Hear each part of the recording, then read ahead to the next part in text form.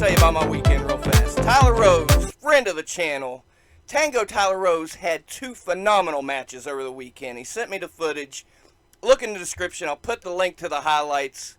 This man blew me away. I knew Tyler was great, but holy shit. I reached out. I tracked this dude down immediately because I was so impressed. No shit. Super impressed. Welcome to the show, the Canadian badass, Bruce Rudder. How we doing, my man? Not bad, not bad. How y'all doing down there? Man, we're happy to have you. Like I say, dude, what a great couple matches. They were different from the other. Each one was different from the other. The crowd loved it. I loved it sitting at home. Let's go ahead and touch on that right out the gate. What can you tell me about your matches this past weekend?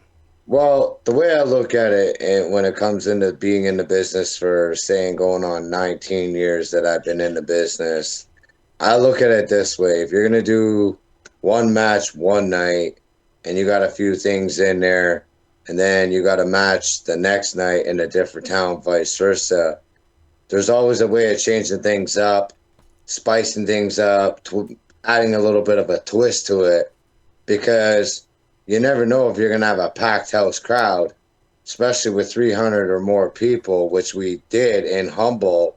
Mm-hmm. So what I did in Humboldt compared to what I did in North Battleford, we kind of switched things up in both of the matches, and we had a fair packed house in Humboldt.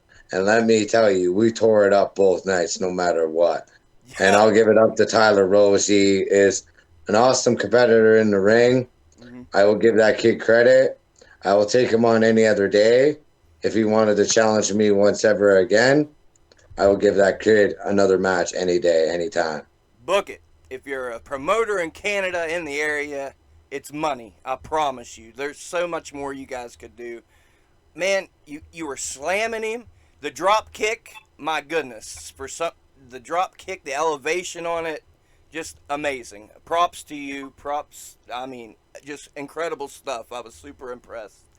I appreciate that. It's all about giving comedy too. You also got to put out the comedy too, as well, in the matches as well, for the people and the kids too, because you don't see that as much nowadays, even in the wrestling business to this day. Like doing the comedy acts and vice versa, having fun with the wrestlers or having fun with the referees, vice versa, right? Right. Now you throw that in there, you're going to see the crowd pop and lose their minds, right? And that's what people want to see. Yeah, they were having fun, and I promise you, it translated through the screen. I was having fun. I wasn't there live, but I was popping, I was laughing. Good shit, good shit. And I'm glad you brought that up, the comedy aspect of wrestling. You've been in wrestling 19 years. Tell me a little bit how, the entertainment aspect is kind of necessary to it. Because obviously, you can do the athletic part. The proof's in the pudding. But what can you say about the entertainment aspect over the years, how it's evolved? Okay, so for the entertainment aspect, vice versa. So if you're a heel, say for a bad guy being the heel, you can get away with a lot of dirty, sneaky stuff being a heel. Being a little guy, you can do a lot of cheating, stuff behind the ref's back, vice versa, that the ref don't see, which is obvious too as well. Being a babyface, there's a lot of the comedy spots being a good guy as well, compared to a bad guy, which is the ass bite spot, which you don't see often too many happening nowadays. Until I brought it back into the business, started doing it in the shows and in matches, which is basically you bite your opponent's ass running around the ring, and literally the crowd's going to lose their shit. You more or less turn around, look at the crowd like, I need a drink to wash that nasty taste out of your mouth. And the crowd just goes wild.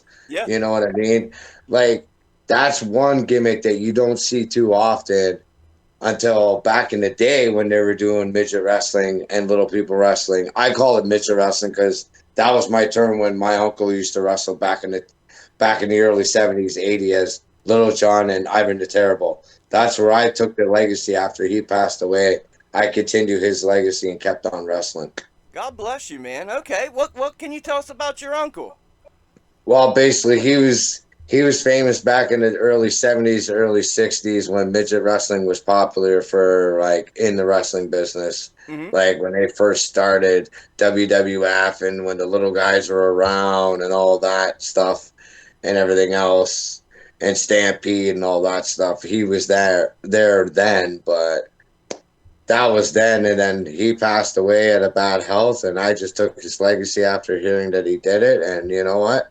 I went out, went trained, went exceeded to something I wanted to do growing up as a kid, and I've been doing it ever since 19 years now. And I think I've traveled everywhere across Canada, met so many legends, so many promotions, so many wrestling superstars. You could name it. I can't even think half of the names Mm-hmm. of guys I've met and got advice and told, do this in the ring, you'll see how fast.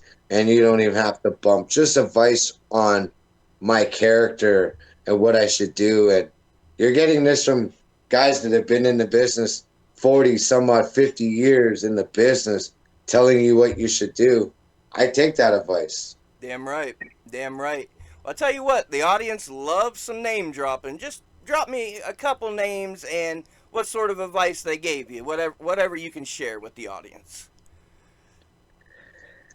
With the audience, okay, a few names. Let me think here. Oh, a Yeah. few I could think of. Vats Nevada, he's one. Okay. Um, let's think of another one. Robbie McAllister, Okay. Hell another yeah. one. Santino Marella from Okay. Battle Arts, he's another one. Um,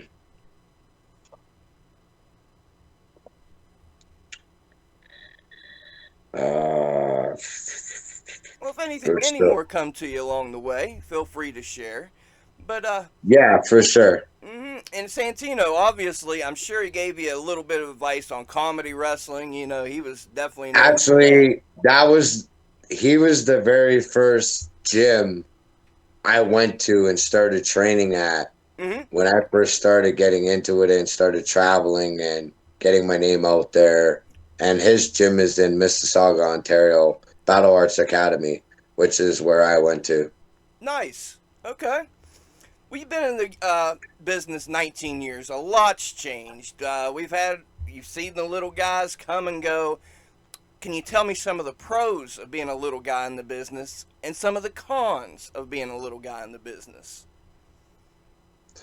To be honest, being in the business, the amount of years I've been in it, I actually love it. A lot of people say, when do you think you'll give up? When do you think you'll retire? I said, when my body says it's had enough, Mm-hmm. then I will, which probably won't be till the day I'm ready to say I've had enough and I'm ready to lay my feet in the ground, Hell pretty yeah. much.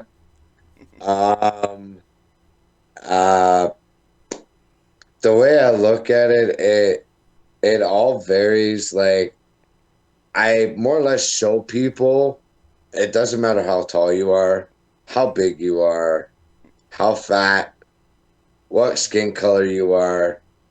If you want to go out there and achieve something and want to be a wrestler, go out there and do it. Hell There's yeah. schools, there's places where you can get trained and this and that. You just got to go out there and do it, not say, oh, go 1 week and then I don't want to do it after that because, oh, I'm not in for it. You know, Mm-hmm. I've seen people come and go in this business. I've seen students come and go in the schools. And it's like, you know what? You got to be dedicated to this. It's a life. There's times you're barely home. Mm. Like, I just got back and I'm gone again. It's like, I'm so used to traveling on the road. I've traveled on the road since I was the age of 15, pretty much. And Wow. I'm pretty much 40 now. Okay. And I'm still going. And I won't stop. Hell yeah. And that's something I want to bring up to the audience. In Canada, y'all's a little different, man. You guys do those tours where you're going miles and just night after night after night. In 19 years, how many? What's the most shows you worked in a row? What can you tell the folks about those Canadian tours? How they can be? Okay, well, I did one tour. I could say it was probably three months. So the time that the kids were in school and to the time that the kids get out of school for Christmas break, I was up in Western Canada area doing a tour, doing wrestling one night, doing basketball the next night. And let me tell you, it was go, go, go, get up the next day after, travel to the next town or city that we were in, or that night, depending on what time our event was the next day. So it was like more or less get used to eating on the road, life more or less in and out of hotels, sometimes sleeping in and out of the vehicles, it all depending, or motorhomes. Mm, So it was more or less getting used to being away from your family and having your life on the road, and this is your life, and how to adjust to it from being where you start, like being at home and then going out and doing this at a young age is mm-hmm. very different too for a lot of people. That for me, I started at the age of 15. I went from school, did the rest of my schooling on the road to finish, get my diploma, and kept on going after that. Really? Wow. Yeah. Props to you. Damn. Okay. Okay. Well, we're talking about life on the road. A popular segment on the show. We might as well get into it. If you can give me one or even two crazy road stories, I'm sure you have a couple. Road stories. Mm-hmm. Whether it happened on the road or at a show, but I'm sure you got something crazy. Well, actually, I actually got one. That one actually good one actually. Yep. We were on the road the one time. We were all supposed to be up early. We were in Fairbanks, no, Whitehorse, Alaska. Oh wow. Yeah, this is the first time I went out to Alaska. I'd never been to Alaska ever, and we drove all the way through up to Anchorage, Valdez, Fairbanks, all the place. We hit every part of it, which was fun. We were there in Whitehorse the one morning. We had to get up early to head out, and we're all had to be in the motorhome plus vehicle or whatever. So we're waiting on everybody. A couple of the guys and a few of us went out the night before, Mm-hmm. partying, whatever, vice versa. Uh-huh. But we had this one big 6'7" tall player guy that was on our team. Mm-hmm. So we're waiting on him out of everybody else. We're sitting in the parking lot in a chick's car watching our coach go back and forth, freaking out like, where's everybody? Where is everybody? I'm like he's literally losing his crap. Uh-huh. And we're laughing in the car. Uh-huh. Even though the motorhome's like 2 minutes away from in front of us. Literally, not even. And we're laughing, and we go once we see him go back in the hotel, probably looking for the big tall guy again. Mm. And it's like we get our stuff go shooting into the motorhome without him seeing us, so we're good. We're out of the ballpark of getting yelled at or whatever. So give it about another half an hour later, still no, our tall buddy's not showing up. Uh, So it's all hell breaks loose. So we end up leaving him there. oh, okay. He ended up having to come back and meet us in Alberta. Oh wow. Yeah, it was not a fun bus trip for him, I could say. I'm sure, cause yeah, that's I'm sure Alberta's pretty far away from Alaska. Yeah, so that was one of the fun parts, but there's always good times on the road, even going out to clubs with a bunch of little guys. vice versa. Even walking down like major streets and the places are packed, and you see a few little guys walking down as a group. People get a kick out of it. They're like, "Oh my god!" It's like, can we take pictures? We're not shy. Mm-hmm. I'm one person that's not shy because it's very rare you see a bunch of them or a few of them around at times. So it's like, you know what? Why not? I got you. Okay. Well, we're talking about watching, seeing a few little guys in one place. When you was growing up, was there some little wrestlers that you looked at and said, "I'd like to be him one day"? Not necessarily. Mm-hmm. My idols in wrestling when I was watching wrestling growing up were Hitman, Bret the Hitman Hart, Hell yeah. um, Stone Cold, Yep. I totally see that. I knew that was coming. 1, 2, 3 Kid as well Okay.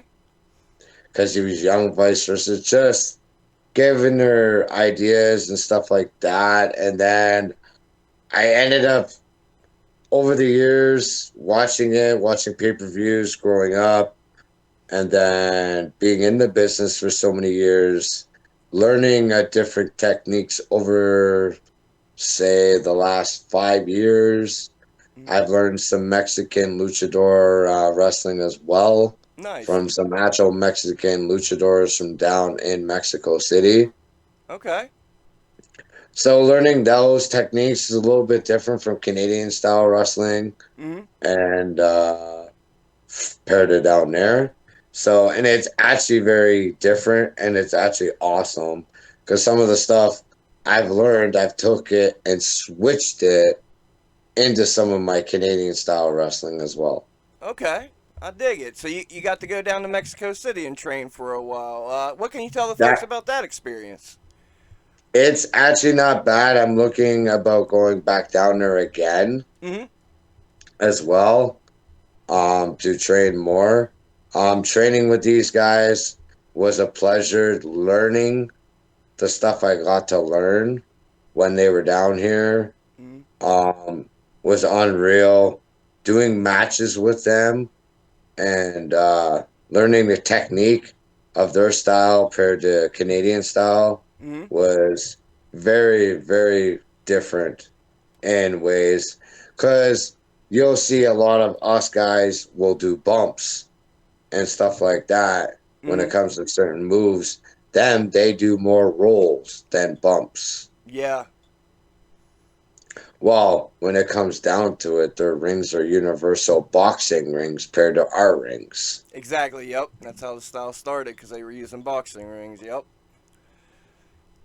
But See. yeah, it was a good pleasure to actually have those guys and learn the technique and the style that they taught me. And to this day, I still use it in some of my matches. I actually used it when I was down there in Saskatoon, Mhm. Saskatchewan, there, and North Battleford, and also in Humboldt. Okay. I got you. So we're talking about the training with the luchadors, finding a new style. Let's take it all the way back to when you was 15, when you first started training. What can you tell me about those your original training days? Who trained you? What was the training like? What can you tell the audience about that? Okay. For when I first started in it, I didn't know the feeling of it when I first got into it. Hmm. I looked at it going in, okay, I think this will be easy. No sweat, vice versa. I got this. But learning the whole technique of it after, say, a couple days, learning the pain on taking the bumps, because if you don't bump the right way and you bump the wrong way, you're gonna feel it. Hmm. Running the ropes after so many times, you get used. Your body gets adjusted to it. For the first little bit, your body's not used to it, so you're gonna bruise up stuff like that. You're gonna know, so why am I bruised on my lower back? Why am I bruised on my upper shoulder or bicep or tricep? Vice versa, right? Hmm. But that's from running the ropes. your body's getting used to it. Right. Stuff like that. It was more or less getting used to it, and it didn't take long because I would go almost every training session that I was doing down there when I first started, and I barely missed sessions unless I was sick. That was the only time I missed sessions. Hell yeah. Hell yeah. And you've been doing it for 19 years, so I'm sure you've seen a lot of changes in the business. Let's get opinionated. Let's state our opinions here. What do you think's better in the business now? What do you think's worse in the business now? Uh, Better in the business now. It all depends on. There's so many promotions out there. Like for one, right here in Alberta, Mm-hmm. there's so many wrestling promotions. It's unbelievable. Like when it comes to, especially for the province of Alberta, I'm shocked with the amount of promotions. Compared to you go to Ontario, there's not as many promotions that there is in Alberta that there is in Ontario. Okay. Or BC's got a fair amount of promotions as well, which I do work with some of the promotions in BC as well, Mm-hmm. which I will give them thumbs up and tear the houses off the roofs on some of the promotions out there. I do. Same with Ontario. I haven't wrestled back home in quite a while. I've been more out west promoting with all the promotions out west right now. So that's pretty much my goal to go back down to Mexico and to also go down to the States. Got you. Got you. So around here, they our local, especially in West Virginia, every time a new Fed pops up, everybody's pissed off. They're oversaturating the market. They're going to kill wrestling. Another promotion started up. But you're saying that's a good thing. It's a good thing that Alberta has all these promotions now. Hmm. Okay, I just wanted to. I'd love to hear your stance on that because I'm like you. I think it more opportunities for these guys to get work, and more opportunities for fans to see more shows. Exactly. That's what I totally see on that too as well. Yeah, well, like I say, there's some different viewpoints around here. Like I say, whenever somebody starts a new promotion up, oh, everybody's all been out of shape. Oh, what do we need a new alphabet soup for? And yada yada yada. Oh, Everybody's. I know that when it comes to the wrestling business on that Uh department. huh. I'm sure you do. Well, what about the flip side of the coin? What do you look, thinking back to the old days? What do you wish hadn't changed? What do you think has worsened in professional wrestling in the Canada area? In the Canada area. Or even worldwide. Uh,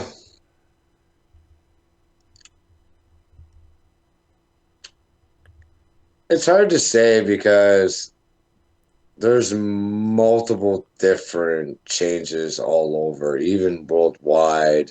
Yeah. Um, when you look at Raw and SmackDown for sake there, a lot has changed on that when it comes to that business, them running their business there and how they promote their business, vice versa. Mm-hmm. Um, it's the same out here, more or less. You can say everybody's competing with everybody else, but it's a win or lose situation when it comes to the nice weather too, vice versa as well out here.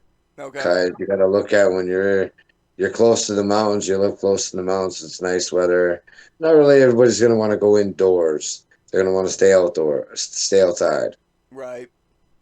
right? So you get a win-win situation when it comes to hit and miss sometimes when it comes to your crowds in the summer on shows, vice versa too, right? So you got promotions competing vice versa here and there, Mm-hmm. stepping on territories that other territories that are other promotions territories, which, why can't you all just work together and work as a family. Every promotion's a promotion. If guy wants to work, vice versa, let him work wherever he wants to work. Thank you, thank you. I'm glad we touched on that. Let's go down that road. Like I say, around here, especially in my neck of the woods, I don't even want to say it's competitive. I think guys are being assholes just to be assholes. Spooky Lou said it. Y'all's being assholes. Nobody's costing each other any money. They're spread out enough, even if it's on the same night. If this guy's in this vicinity, he's going to go to this show. If this guy's in this vicinity, he's going to pay a ticket for this show. But I don't get Well, a chance. the way I look at it, if you're an independent wrestler, which technically I'm an independent wrestler, I've been an independent wrestler for 19 years. Mm-hmm. I don't have a contract signed with any promotion or any business or any company. So technically, I can go work with any promotion or any company I want to work with if Mm-hmm. they want to book me. Yes, yes.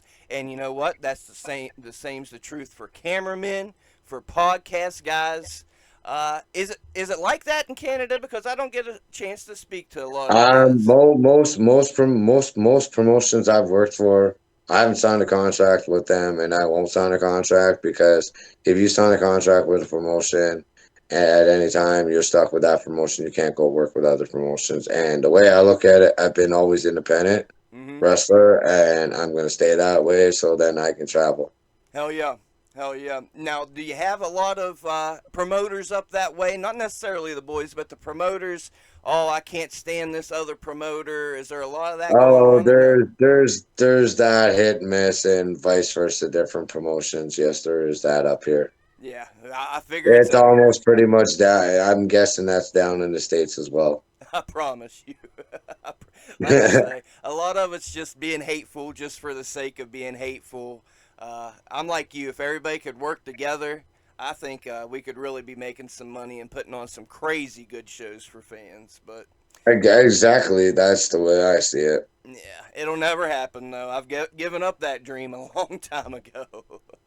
I hear you on that one as well. hmm well, what about up in your area? Who can we put over? Who should fans be keeping an eye on? Somebody that's impressed you recently that you think people should go out of their way to check out?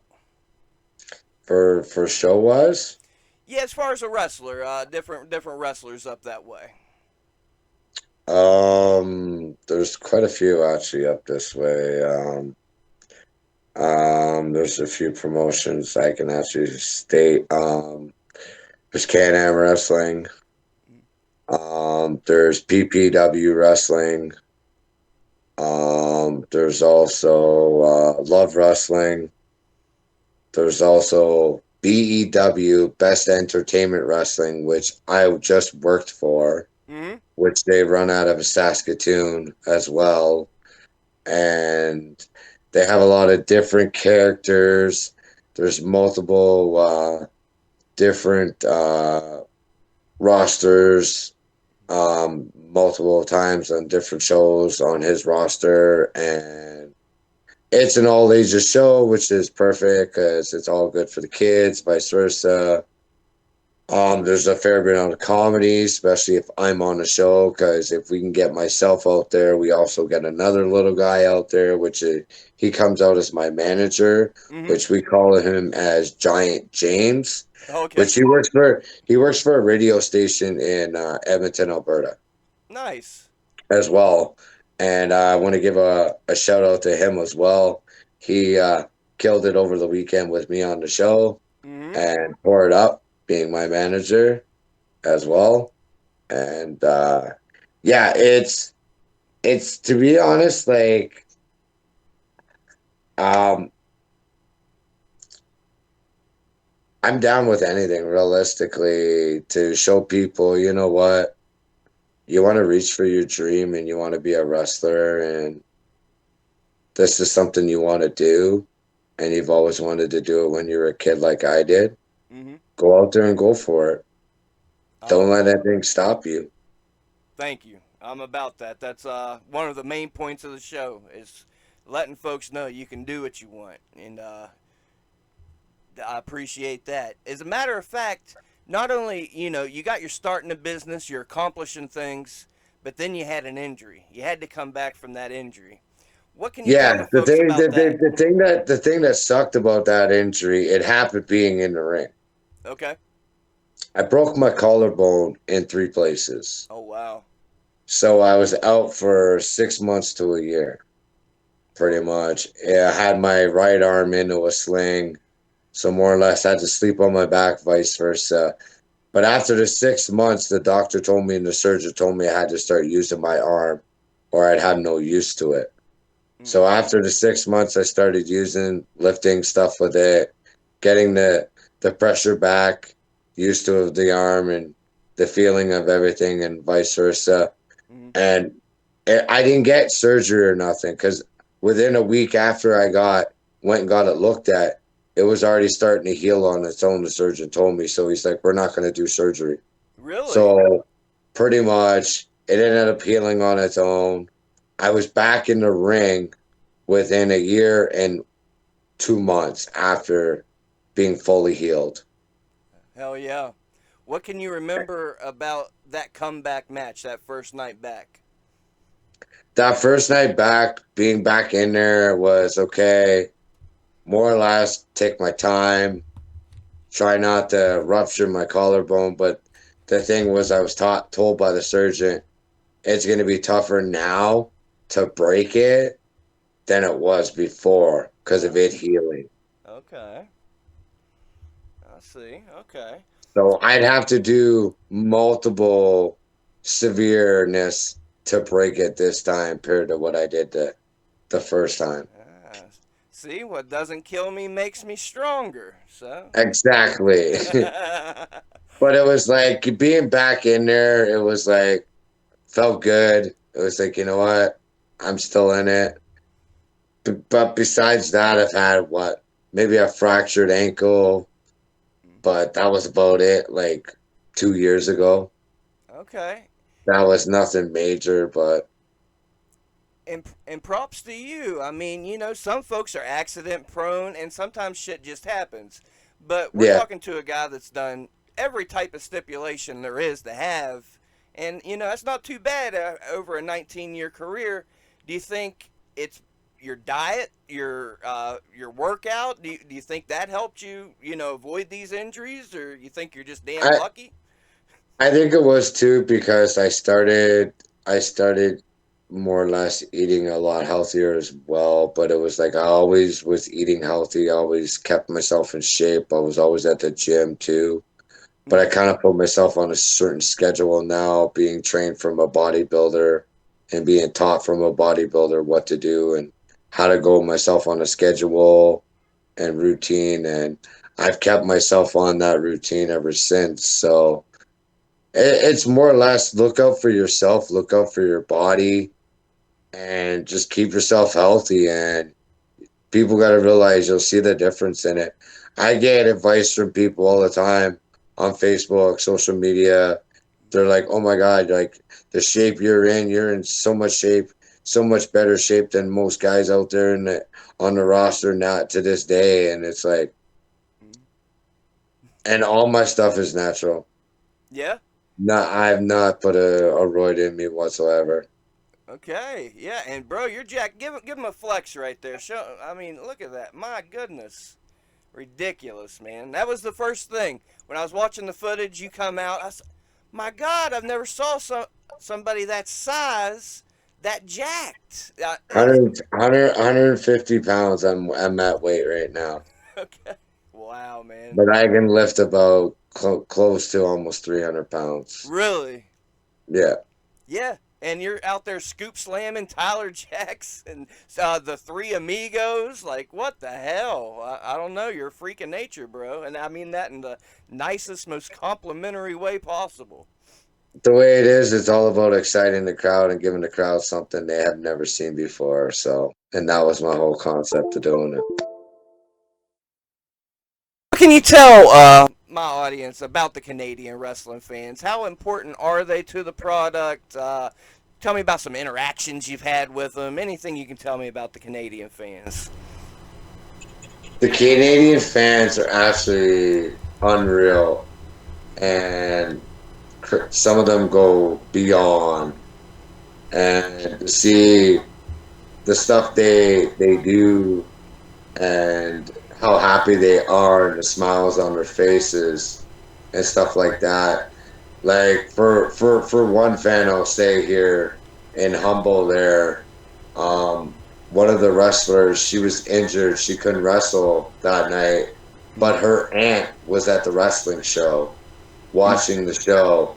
And when I came out that night from being introduced, I made it purposely to go and sit by her aunt and give her aunt that moment of the night and then go into the ring on my entrance.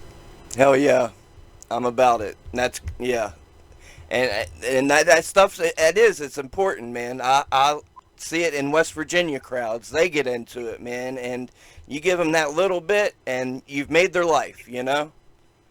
You once you have the crowd, the way I was taught and was told by a bunch of veterans over the years and days is once you have the crowd in the palm of your hand, Mm. you're golden. Yeah. You got it. Like there's matches I've done where I barely bumped. I've sat there, worked the crowd for the first 5 minutes, Mm-hmm. and I've done a 10-minute match. Yep. I've saw it happen this way too, and like you say, you don't even have to do anything for that first 5 minutes. Go take a No, powder. Go do this, and the crowd, if they're into you, if they love you, they'll be cheering. If they hate you, they'll be booing. Yep, you're exactly right. Let me ask you this: we put over some promotions earlier. Let's say Spooky Lou gets all this YouTube money. I'm hoping I'm getting, and I come up to Canada and I turn to you and I say, book me a show. Here's 2 grand. Book me a show. Get me the best you can. Give me 5 guys you're booking and putting on that show. And why would you put them on that show? why would I?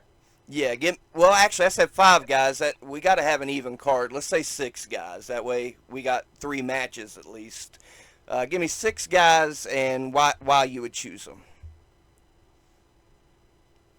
Okay. Um, there's for one, I would use a couple from BEW. Okay. Um, she's a female wrestler, Sarah O'Connor. Okay. Okay. I would use her. There's another one from MPW in Edmonton. Mm. She's a female wrestler called Flash, which fought her before. Okay. For one, myself, Yeah, you got to get paid. Damn right. um, I would say throw me on there and Tyler. Hell yeah. Um, Massive Damage and Mitch Clark. Okay. Hell yeah. We got a show now. We got a show. I'm about it. I'm about it. Well, you mentioned the female wrestling. How seriously is it taken up there? How have you seen it evolve in the past 19 years? What can you tell the audience about female? It's starting to more and more and more getting involved more now in the indies and independent wrestling, Hell yeah. Good. which is good. Hell yeah. Good. Yeah, it's definitely taking a turn for the better this way. What about when you Yeah. first started? How were they viewed then? It wasn't as much. Like you'd have the odd women's match here and there on the odd promotion, but then as things started booming up later on, then you were seeing more and more and more coming into it. Hell yeah. Yeah.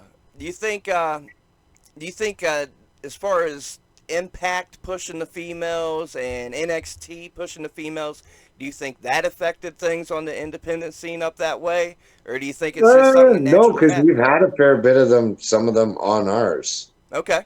promotions out here, so which is actually good because it actually brought a good decent amount of crowds out to our shows and promotions out here. Hell yeah. Cool. Cool. And you had mentioned you come to the states. You've been to the states before.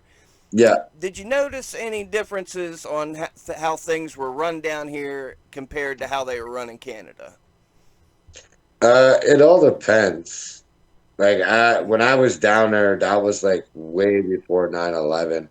Okay.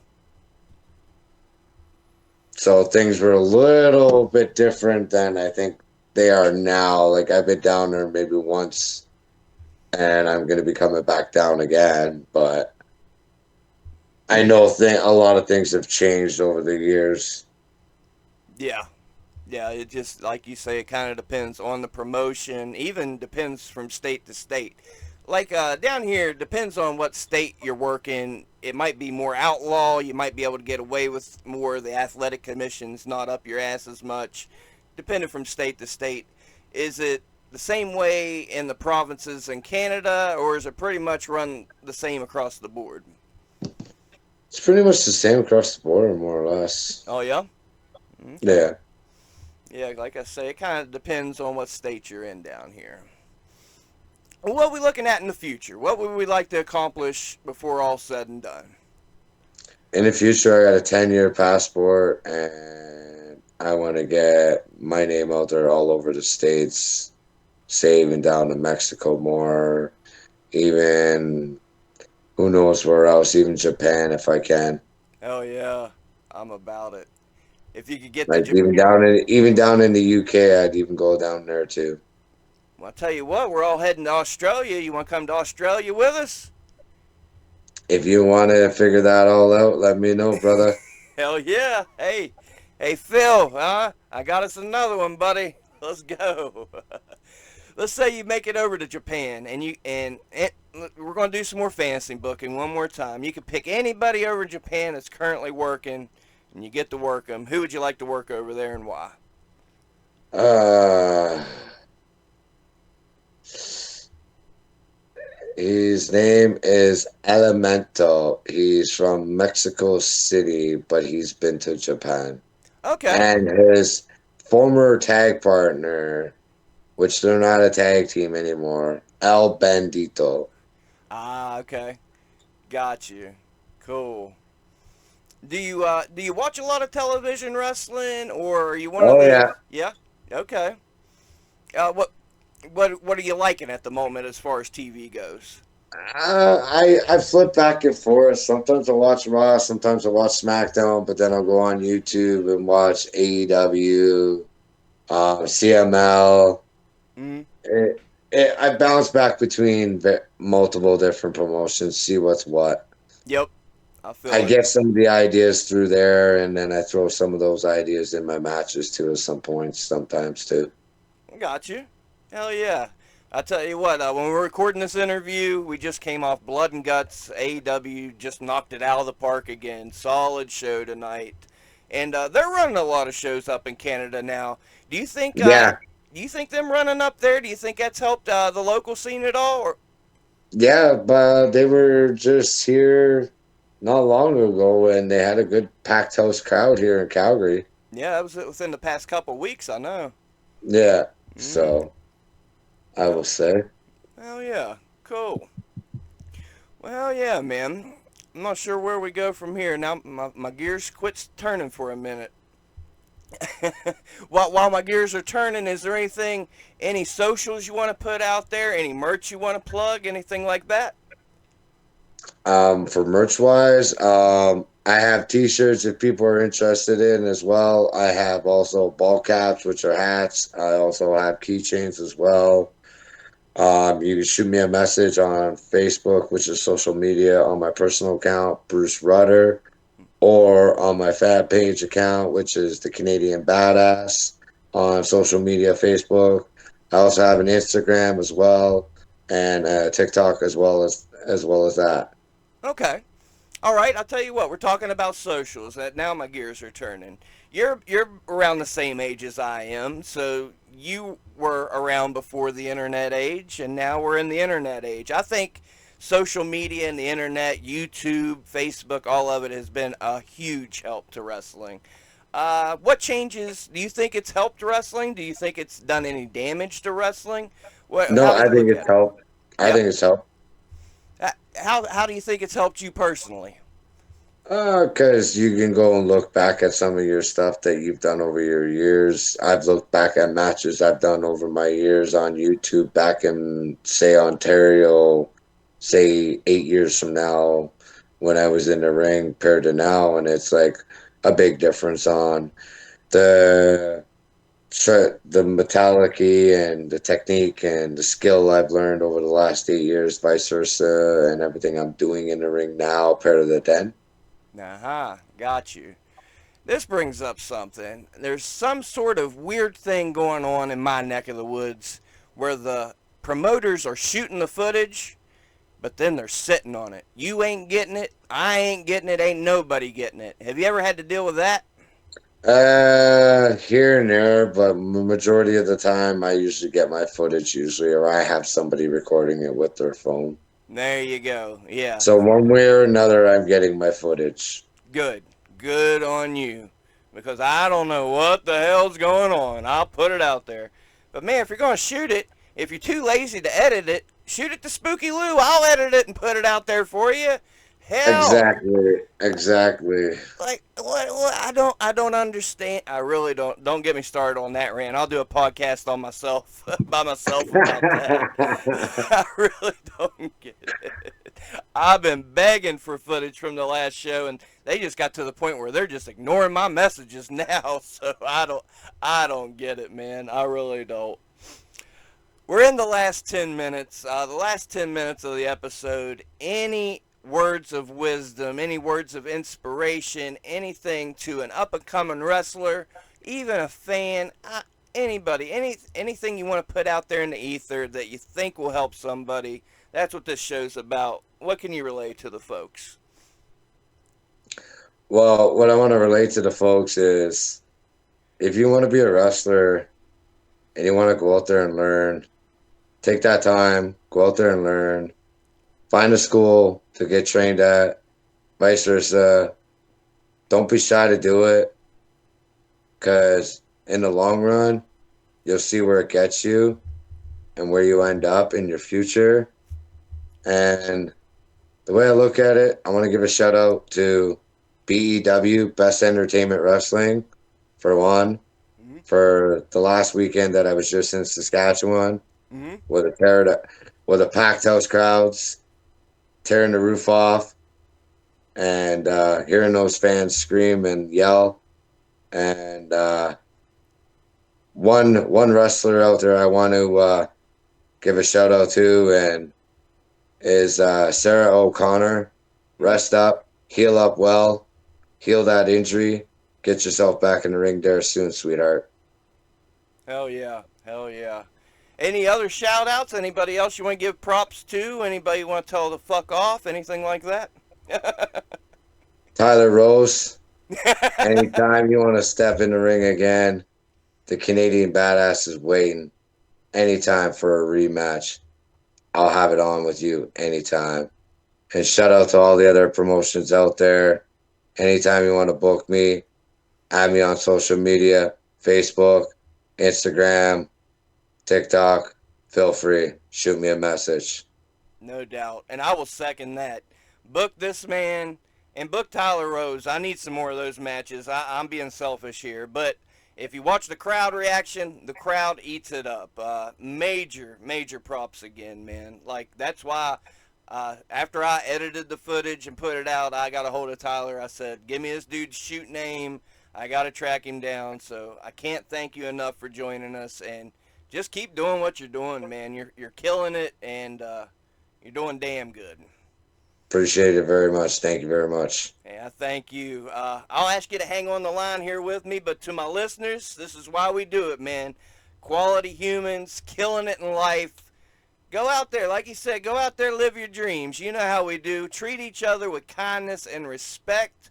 Go out there and support some independent wrestling. And as soon as you finish this video, I'm going to put the link in the description. See what all the hype's about. See what all the hoopla's about. Watch the highlights from these matches. And if that's not enough, hell, I'll shoot you the links where you can watch the matches in their entirety, and you can really just sit there and just eat it up. I can't go over it enough. You need to see it for yourself. Amazing stuff. out there and live your dreams. We're going to holler at you next.